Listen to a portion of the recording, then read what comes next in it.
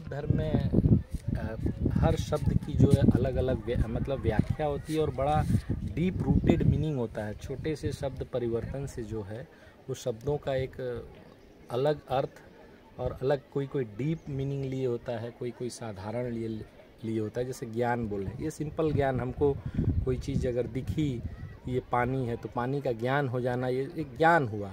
लेकिन प्रज्ञा जो है वो विजडम जिसको बोल सकते हैं, वो एक डीप रूटेड एक अर्थ लिए हुए। प्रज्ञा मतलब पूर्ण ज्ञान, किसी भी तथ्य के, मतलब अगर ये मूर्ति है भगवान बुद्ध की मूर्ति तो हम देखें तो ये हमें पता चल गया कि ये बुद्ध की मूर्ति है, लेकिन बुद्ध के हम अभी सामने का पार्ट देख पा रहे हैं, ये सिर्फ एक सिंपल ज्ञान हुआ। लेकिन हम जानेंगे कि पीछे में भी, बुद्ध के मूर्ति के पीछे भी कुछ न कुछ बना होगा।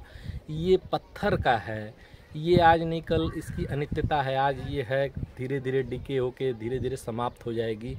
इन सारे तथ्यों का जो ज्ञान हो जाना, मतलब एक रियल नॉलेज, हर एस्पेक्ट को जो जान के जो ज्ञान उत्पन्न होता है, अल्टीमेट जो ज्ञान होता है, उसको प्रज्ञा वर्ड यूज किया गया। वो वेदन लक्षण बोलते हैं कि वेदना मीन्स वेद के, मतलब जो पेनिट्रेट अंदर तक जाके जो ज्ञान प्राप्त होता है वो प्रज्ञा होता है। एक तरह से बुद्धिज़्म में एक अल्टीमेट जो नॉलेज कहते हैं वो है प्रज्ञा।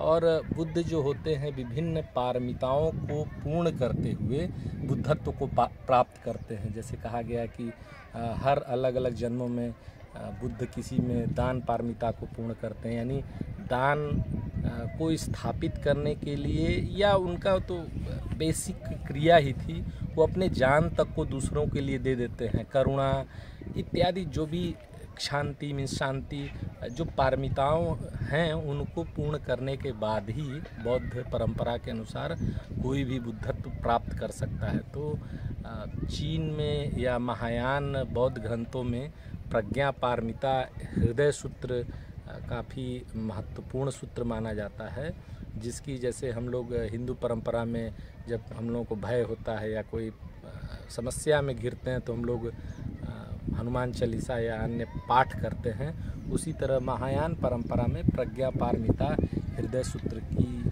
चैंटिंग करते हैं, जिससे उनको विश्वास होता है कि हमारी ये सुरक्षा करेगा। बेसिकली ये बुद्धिस्ट टीचिंग को याद करने के लिए, क्योंकि बुद्ध माइंडफुलनेस पे, स्मृति पे ध्यान देते हैं कि बार बार चीज़ों को आप अगर स्मृतिवान रहेंगे तो आप गलत कार्यों से या सन्मार्ग पे जुटे रहेंगे। इसलिए इन सूत्रों का महत्व बढ़ जाता है। और ये गृद्धकूट पर्वत है जो कि माना जाता है कि महायान परंपरा में आज भी बुद्ध अदृश्य अवस्था में रह के महायान चैंटिंग यहाँ पे मतलब उपदेश देते हैं।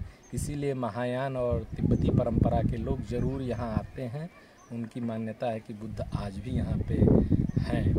इसीलिए जो गृद्धकूट पर्वत है बहुत ही पवित्र है बौद्ध दर्शन के दृष्टिकोण से।